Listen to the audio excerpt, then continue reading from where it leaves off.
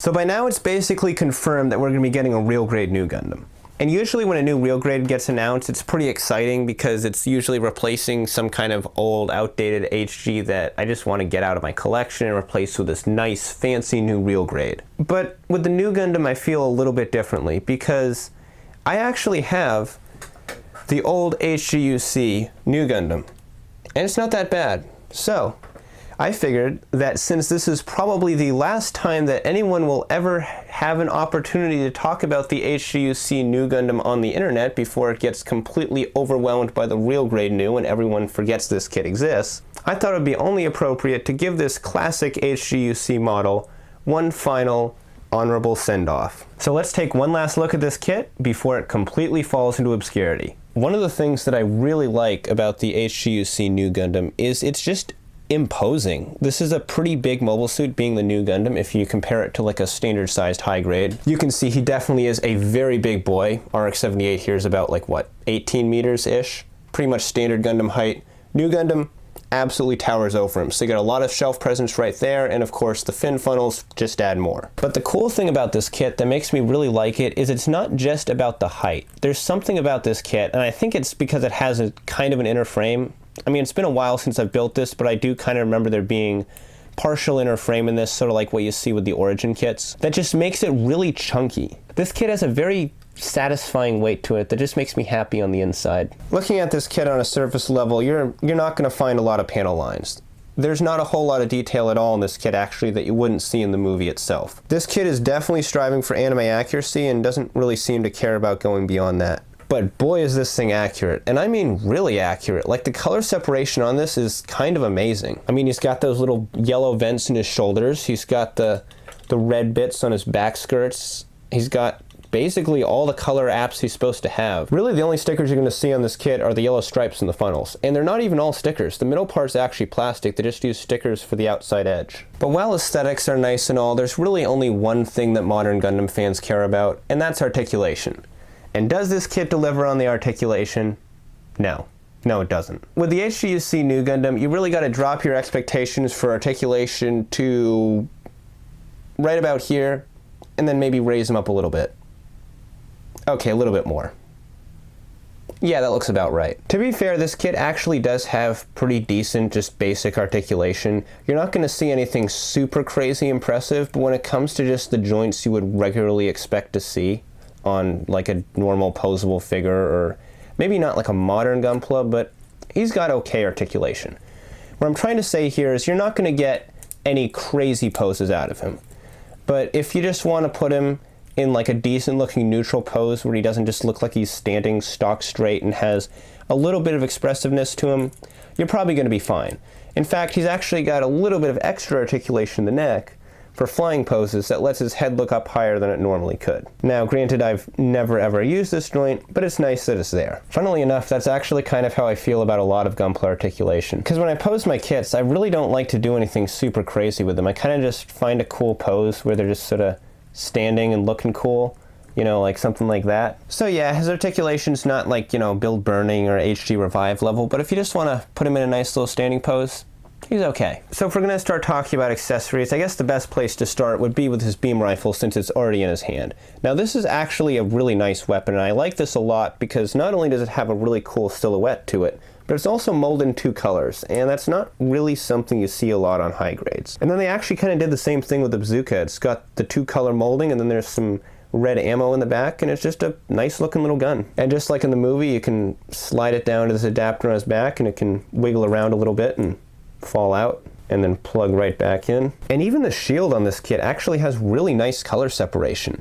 There's a gray piece on the underside that's something you basically don't see ever in high grades, and it actually comes through a little bit in these vent pieces here, which gives it some nice, I would say like master grade level color separation. And again, red missiles on the underside of the shield. They really went all out with the color separation on this. Now the shield connection did seem a little weird to me at first because there's no actual connecting ports for it. It just kind of clips over his arm, and I'm not sure exactly how it works, but it holds itself in there nice, and it's not super secure, but if you just kind of clip it in there, it's not gonna, you know, fall out on its own. So You know, that's pretty nice. I'd say that's a win. Man, it's so weird talking about this kit knowing it's going to be immediately obsolete in a few months. And I guess before I talk about the funnels, I should probably go into his beam sabers as well, because they are arguably, I would say, the coolest part of the kit. So if we come around here to the back, you can see he's got a beam saber stored in his backpack. That comes right out. It looks like so. You might think it looks okay now, but I guarantee you that once I stick this in here, and this in here, and then flip this bit out, as you can see, it looks a hell of a lot better than okay. In fact, this is without a doubt the coolest beam saber I have ever seen on a Gundam. No contest. And to put it in his hand, he's just got the usual style holding hands. You've probably seen this 1,000 times before. You pop the hand on the arm, you pop the saber in the hand, you're good to go. And actually, while we're talking about hands, I guess I should talk about the other hands this kit comes with. He's actually got a pair of closed fists, which is kind of interesting because you don't really see that a lot with high grades. And then he's also got the open left hand you can see him using right now. He's got the rifle hand, and that's it as far as I know. I'm pretty sure he does not have a left holding hand, which is kind of weird. But from what I understand, it wasn't exactly unheard of on kits from this era. But the really cool thing about this kit, and something that actually really impressed me about it, because I wasn't expecting them to do this at all with a high grade, but he actually has a second beam saber hidden inside of his forearm. Now, you've probably seen gimmicks like this before on something like, say, the Jesta, I think, had something like this. But the thing with high grades is they usually don't recreate these kind of gimmicks properly. They'll just give you like some swap out parts or something lame. But on the high grade Nu Gundam, you can actually slide this part back, and it's on like a little sliding track, so it comes out just like it's supposed to. And then once you slide it out, you can actually lift up the saber. And this isn't even like one of those weird little things like the Blue Destiny where they have the piece like stuck on a little, like in a hole, and you're like twisting it in the hole and it's not really connected. No, none of that. This is a real hinge. And not only does the hinge work, but you can actually wrap his arm over and make him grab the beam saber handle.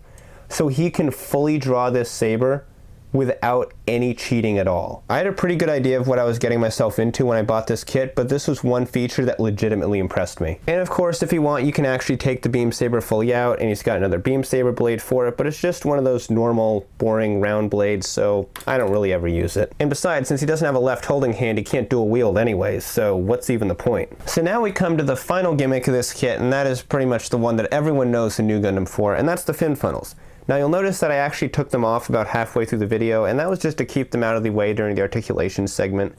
But the nice thing about these is that unlike the Nu Gundam Verka, these things are actually rock solid. As you can see, I can shake and wobble these all around.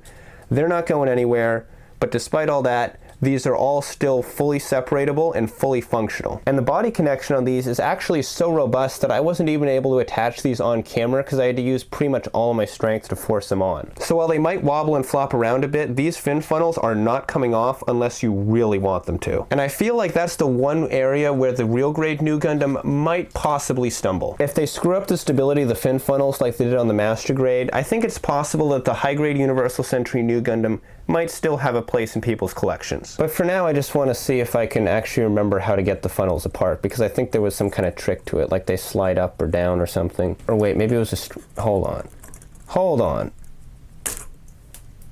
Well, something just flew off. Wonder what that was. Hope it wasn't anything important. So the funnels themselves are just attached to each other by this basic C-clip connection, and it did take me a while to figure that out. It was a little bit scary, but I'd say these are reasonably robust since I haven't had any issues with them breaking so far. So the kind of weird thing is that because of the way that the fin funnels work, there's actually different kinds of funnels, and if you open them up, you can kind of see that there's different markings on this little inside flap, and that tells you what kind of funnel this is. And there's 3 different types of funnels, and you have to put them on the right order to get them to look like the proper Nu Gundam funnels thing, and I can never do it without the manual, so I'm not going to try to recreate it here. Instead, I'm just going to show you what the funnels can do on their own, and it's pretty simple. They just got a couple joints in them, and they can hinge in like so. There you go. You got yourself some little fin funnels. I'd like to take a moment, though, to appreciate how this kit has a full set of 6 functioning fin funnels, which is about 4 more than the High Nu Gundam managed to do. And as much as I love the High Nu Gundam design and think it's a really cool looking kit, I gotta say the high grade Nu Gundam, just the regular Nu Gundam, is definitely better. And that is the HGUC Nu Gundam. It's not a bad kit for the time, and actually if you look at it even from a modern lens, it's still a pretty okay kit. Now I'm not going to recommend it obviously because there is a new real grade coming out, but should that new RG kit somehow turn out to be an absolute disaster, HGUC Nu Gundam might not be a bad alternative. So thanks for watching, guys. Leave a like if you enjoyed this video. If you're new to Channel 2S, be sure to subscribe, and I will see you next time. Take care, guys.